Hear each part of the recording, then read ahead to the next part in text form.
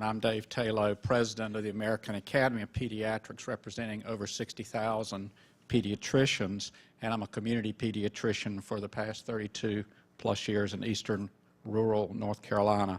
I'm wanting to speak with you about children and influenza.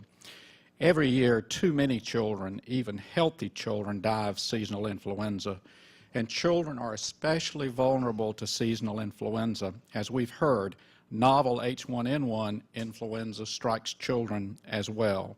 We're already seeing that in our community. The number of seasonal influenza-related deaths in children does not compare to the number in elderly persons, but somehow the death of a child is more startling, a life claimed too soon. We think an 8-year-old child who died in our hospital may very well have had H1N1 influenza. Headlines around the country this past flu season reported the untimely deaths of 12-year-old Hunter Pope of Boston, 6-year-old Madison Marie Edens of Clarkston, Michigan, 7-year-old Bria Mercado of Grand Prairie, Texas, and many others who were struck down by seasonal influenza. Last year, like most years, influenza outbreaks closed schools all across the country. These closings are disruptive to children's learning, to parents' work schedules, and to teachers and administrators as well. School settings, including colleges, are ripe for disease spread. Even children with a mild case of influenza can spread the disease to classmates, friends, frail elderly relatives, even siblings and parents. Over the past few influenza seasons, we've also seen something that we're quite concerned about. Seasonal influenza and methicillin-resistant Staph aureus co-infections have been increasing in children. Co-infection has been shown to represent more than 40% of children who die from flu.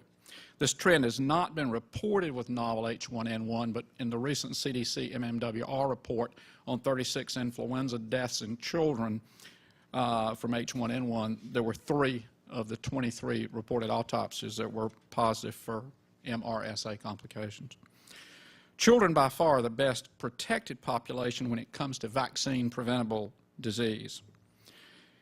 So in an environment where vaccination is routine, why then are more children not immunized? The National Foundation for Infectious Diseases recently conducted research to hone in on what mothers are thinking about seasonal influenza vaccination. Most mothers polled were unaware that it's recommended all children 6 months to 18 years receive the seasonal flu vaccine. And they think they're safe because their children are healthy, never miss school, and never get the flu. But all children are vulnerable. It's really not possible to outsmart the influenza viruses. Without vaccination, influenza is too dangerous a disease to risk getting it. And some moms see influenza as a temporary illness, unlike polio or German measles, rubella, which can cause lifelong suffering. They see influenza as a short-term nuisance, but it's an infectious disease that can rapidly act savagely and fatally. Some moms feel that since they have a choice about influenza vaccine and it's not required for school entry in most districts, they choose not to get it. But this is absolutely the wrong choice. For their children, it is especially important that pediatricians and parents be very vigilant about protecting children from all types of influenza. Parents need to have a conversation around the dinner table with their children, encouraging their children to wash their hands frequently to ward off influenza as much as possible. And parents, keep your children home from school if they have symptoms of flu, fever, vomiting. Don't take chances with your children or any other children's well-being by sending sick children to school.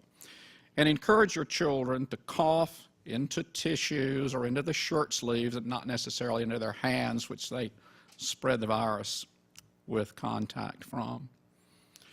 Children, depending on their age, may need multiple doses of influenza vaccine, as we've discussed. And if a child has received the vaccine in previous years, they can just receive 1 dose this year. If, however, this is the first time you're vaccinating, you have to give 2 if they're under 9, and then you have to wait 1 month between doses. Families with very young children, infants under 6 months of age, should be diligent about vaccinating the entire family as well as babysitters and other caregivers. An infant younger than 6 months is too young to receive the vaccine, so it is all that much more important that those around the baby are protected, thus protecting the infant. Pregnant women or those planning to become pregnant should also seek influenza vaccine to protect themselves, their developing fetuses, and eventually their newborns. Every influenza season requires vigilance. It is especially important that parents and pediatricians talk early and often this flu season. And if your child gets sick, develops a fever, demonstrates other flu-like symptoms, call your pediatrician as soon as possible. Antiviral medications may be useful for your child. Your healthcare professional can advise you if it is, but keep in mind that it is most effective when given in the first 24 hours, 12 to 48 hours of symptom onset. And this medication can be given safely to young infants. I treated a 3-month-old this summer in the middle of the H1N1 hype because parents had been abroad and came back with H1N1 and they were worried about their baby.